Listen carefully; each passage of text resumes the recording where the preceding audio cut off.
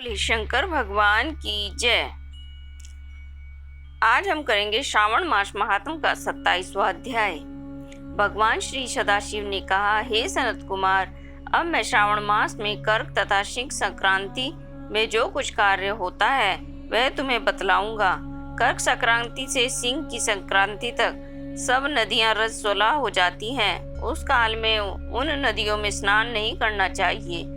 समुद्र में गिरने वाली नदियों में स्नान करने से कोई दोष नहीं होता। कुछ मुनियों का कहना है कि कर्क संक्रांति से दक्षिण दिशा में स्थित भगवान अगस्त्य के उदय काल तक नदियां सूख जाती हैं। वह अल्प जल वाली छोटी नदियां तब तक रजस्वला रहती हैं जब तक अपने जल वाली छोटी नदियों तक रजस्वला रहती हैं। अपने आप जिन नदियों तक रजस्वला रहती हैं, अपने आप जिन नदियों की गति 8000 धनुष न हो, उन नदियों में वर्षा ऋतु में 10 दिन तक स्नान नहीं करना चाहिए। कर्क संक्रांति के आरंभ में बड़ी नदियां रजस्वला हो जाती हैं। जैसे स्त्रियां 3 दिन तक अपवित्र रहकर चौथे दिन पवित्र होती हैं, वैसे ही महानदियां भी 3 दिन तक अपवित्र रहकर चौथे दिन पवित्र होती हैं। अब मैं उन नदियों का वर्णन करूंगा, तुम ध्यान पूर्वक सुनो। गोदावरी, भागीरथी, तुंगभद्रा, वेणिका, तापी और प्योष्णी, यह 6 महानदियां विंध्य पर्वत के दक्षिण में बहती हैं।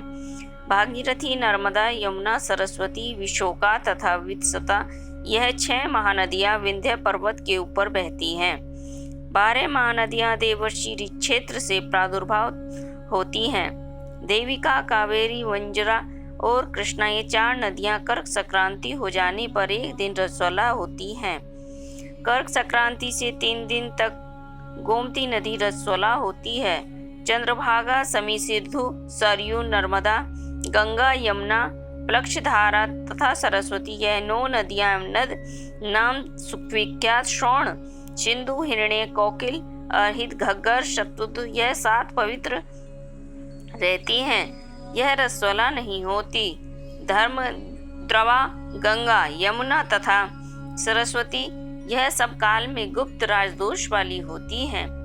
यह सदा पवित्र हैं। जो नदी तट निवासी हैं उन्हें रजस्वला अन्य पाप नहीं लगता। रजोदृष्ट जल भी गंगा जल के मिलने से पवित्र हो जाता है।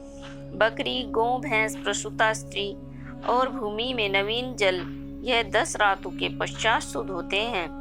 जहाँ पर कूप तथा बावली न हो, वहाँ पर नदी का जल अमृत तुल्य है। रजोष्ट समय में भी ग्राम निवासियों को नदियों का जल प्रयोग करने में कोई पाप नहीं लगता। अन्न द्वारा जल के निर्गत करने पर ही रजोजन्य पाप नहीं होता। श्रावणी उत्सर्ग, प्रातः स्नान, विपत्ति, चंद्र ग्रहण, सूर्य ग्रहण के समय राजदोष नहीं होता।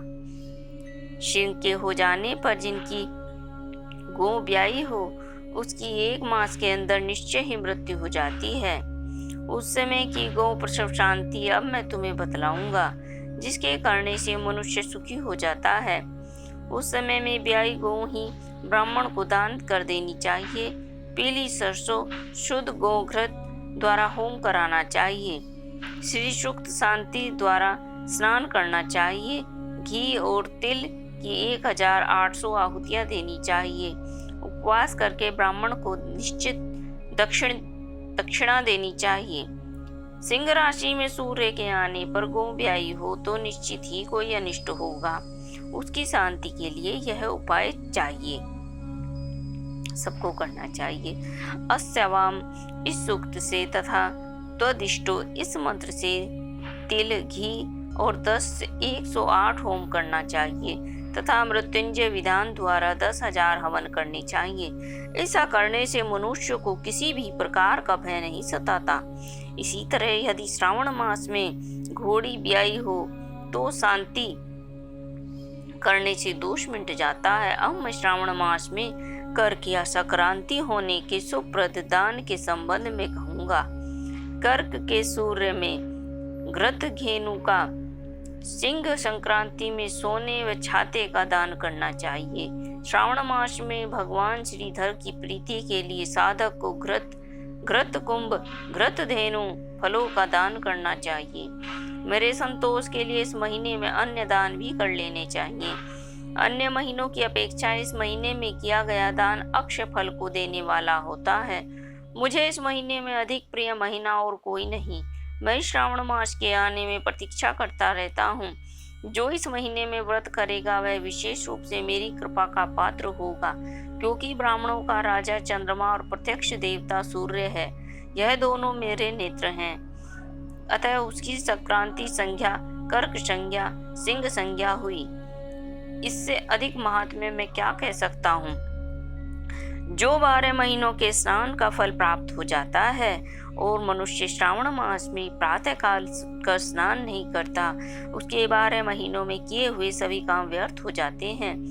मनुष्य को यह संकल्प करना चाहिए कि हे महादेव, हे दया सिंधु, मैं श्रावण मास में संयत हो प्रातः काल उठकर नहाऊंगा। प्रभु, आप मेरा यह कार्य निर्विघ्न पूरा करें। मनुष्य को चाहिए स्नान करे, शिव पूजा करे, श्रावण मास महात्म्य तथा कथा भक्ति से पूरे महीने तक सुनता रहे। इस तरह कृष्णादि महीना लिखा है, पर श्रावण महीना शुक्लादि हविष्ट है। श्रावण मास का महात्म्य कौन वर्णन कर सकता है। इस सावन के महीने के व्रत के प्रताप 7 प्रकार की जो वंध्याएं कही गई हैं उनकी करने से दोष मिट जाता है। फिर भी और पुत्र की प्राप्ति भी हो जाती है। विद्यार्थी को विद्या, बलार्थी को बल, रोगी को आरोग्य प्राप्त हो जाता है। जो मनुष्य बंधन में बंधा हुआ हो बंधन से छूट जाता है। धनार्थी को ईश्वर से धन की प्राप्ति हो जाती है और भायार्थी को स्त्री की प्राप्ति हो जाती है। हे जात, साधक जो भी इच्छा करता है उसकी सब इच्छाएं पूर्ण हो जाती हैं। अंत में मेरे लोक से आकर समीप रहकर हर्ष प्राप्त करता है। व्यास की पूजा मनुष्य को अच्छे कपड़ों गहनों द्वारा करनी चाहिए। जिसने भी व्यास देव को प्रसन्न कर लिया उसने मानो मुझे प्रसन्न कर लिया हो। जो श्रावण मास का महात्म्य सुनकर भगवान श्री वेद व्यास जी का पूजन नहीं करता, यमराज उसके कान काट लेते हैं, जिससे कि वह बहरा हो जाता है। अतः मनुष्य को चाहिए कि श्रावण मास में ही श्री व्यास की पूजा अश्वमेध करें। जो भक्ति सहित श्रावण मास के महात्म्य को पढ़ता है, सुनता है, सुनाता है, उसको महान पुण्य की प्राप्ति होती है। बोलो शंकर भगवान की जय। आगे की कथा हम 28वें अध्याय में करेंगे। तब तक के लिए बोले शिव शंकर भगवान की जय। अगर भक्तों आपने मेरा चैनल सब्सक्राइब नहीं किया है तो मेरा चैनल सब्सक्राइब कर लें और बेल आइकन प्रेस कर लें।